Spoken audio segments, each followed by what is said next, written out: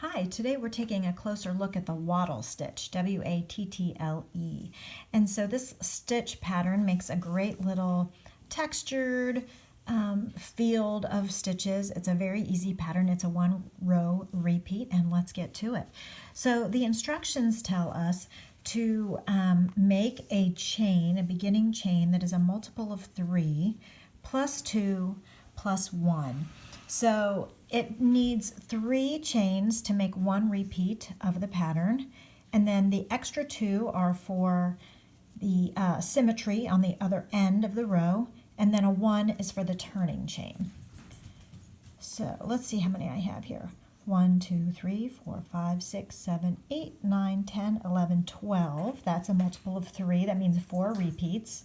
12, then 2 more for the symmetry on the other end of the row, plus 1 more for the turning chain. So a multiple of 3 plus 2 plus 1, and we'll end up with the number of repeats that were in our original multiple of 3. So take the beginning chain and skip 2. 1, 2, and in the third one from the hook we are going to single crochet. I like to use the back ridge, of course. Single crochet, chain 1, and double crochet all in the same chain. So this grouping could be considered a shell of sorts. Okay, so we'll skip 2 chains, skip 1, 2, and in the third one, 1, 2, and the next one we will again single crochet, chain 1, double crochet.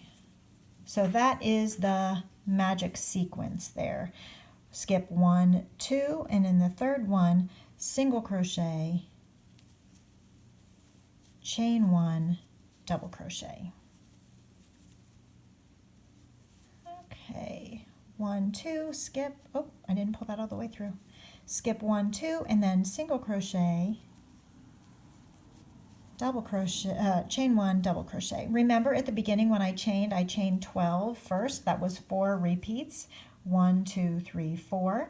Then we are left with 3 chains. 1, 2 is the plus 2 that helps us with symmetry, and then the last one is counts for the turning chain. Remember we had 2 turning chains over here too, so it all balances out. So what I'm going to do now is skip 2 chains, and then instead of putting a full measure of pattern, I'm just single crocheting in that last chain. So this is what we have. We have 1, 2, 3, 4 repeats of the grouping plus a single crochet over here to end it. And actually we're going to place a single crochet coming back on the other end on this turning chain 1. So it ends up being a nice square little pattern. So for row 2 and all subsequent rows, we will chain 1 and turn. Now make this chain somewhat loose because you're going to work into it on the next row. And then skip the first double crochet, and in the chain 1 space of the repeat below we will again single crochet, chain 1, double crochet. So if you have trouble seeing it, you can spread out your pieces a little bit here and see where the next chain 1 space is, and that's where the next repeat is going to go. Single crochet, chain 1, double crochet, all in that chain 1 space of the repeat that is below it. So you'll be skipping the single crochet and skipping the double crochet and placing the grouping all in the next chain 1 space. So single crochet, chain 1, double crochet. So it is a grid in that they are stacked right on top of each other. They are not offset like bricks. They're more like stacked tall like a tower.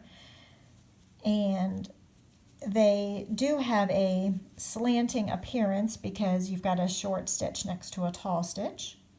And then at the end of the row, we're skipping that last single crochet, and in the turning chain 1, we need to remember to place a single crochet. So if there's any mistakes that you're gonna make in this pattern, it's likely at this point where you will accidentally forget to put that single crochet bookmark in the last stitch of the row.